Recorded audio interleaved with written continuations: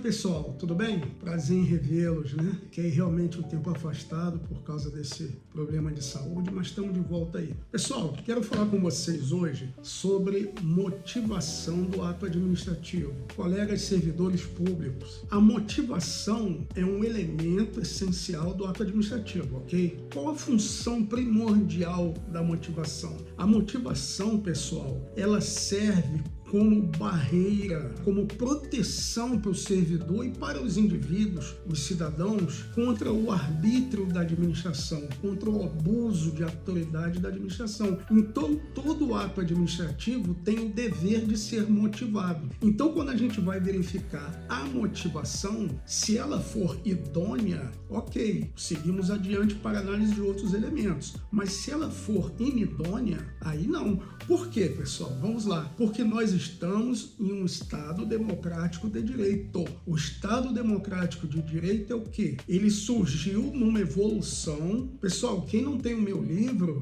tá? Manda uma mensagem aí pra gente baixar o livro. Eu vou pedir pro pessoal colocar aqui no canal. O meu livro, Direito, Prazer em Conhecer, eu trato dessa evolução histórica, tá? Mas bem resumidamente, lembra da Idade Média, dos reis, dos barões, né? Até hoje a gente tem alguns países no planeta, alguns poucos, mas temos no Oriente, onde o soberano, a vontade dele é imposta aos cidadãos, aos indivíduos. Num Estado democrático de direito, o que vale é o direito. Por que eu falo não somente a lei? Porque muitas vezes a lei, você pode ter uma produção de uma lei que simplesmente a aplicação dela vai no sentido oposto aos vetores constitucionais. Então, a baliza do Estado democrático de direito é a Constituição Federal. Então, a motivação do ato administrativo, ela não pode se afastar dos vetores que a Constituição impõe ao nosso ordenamento jurídico. A administração pública é o quê? É o Estado atuando. Estado, que eu digo, o Estado jurídico, que se manifesta na esfera municipal, estadual e federal. A gente tem a administração pública municipal, estadual e federal. Nessas três esferas, a administração só pode atuar de acordo com os vetores constitucionais. Então, um ato administrativo, ele tem que ser motivado, e a motivação expressa para você poder concretizar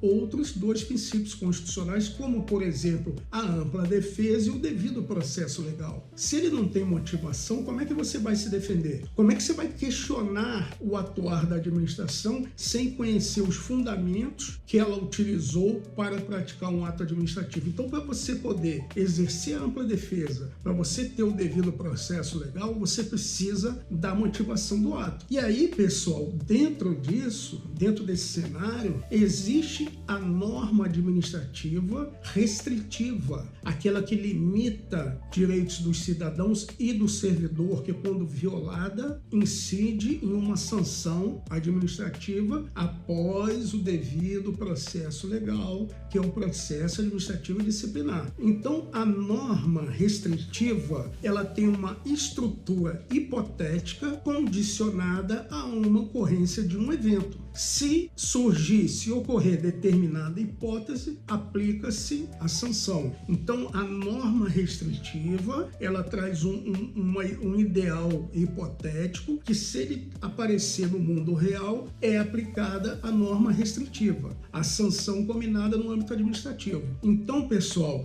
só é possível aplicar a sanção combinada no antecedente normativo no caso de ser constatada a ocorrência de todos os fatos que estão na hipótese no mundo real. Então, o que acontece? A motivação do ato administrativo, ela é uma condicionante de validade e que depende da ocorrência do fato administrativo no mundo real. O fato que está na hipótese restritiva, da norma restritiva. Então, a validade do ato administrativo sancionador vai passar pela motivação idônea, e essa motivação, ela precisa ter na sua essência a ocorrência no mundo real do fato administrativo que consta na hipótese da norma restritiva. Detalhe, pessoal, a motivação deve ser apresentada anteriormente ou concomitante o ato administrativo. Então, a administração não pode aplicar um ato, uma sanção, para depois motivá-la. A motivação sempre tem que ser antecedente ou concomitante. Por que isso? Se fosse diferente, você ia criar uma situação, abrir brechas para que se fabricasse motivação. Ocorre uma situação,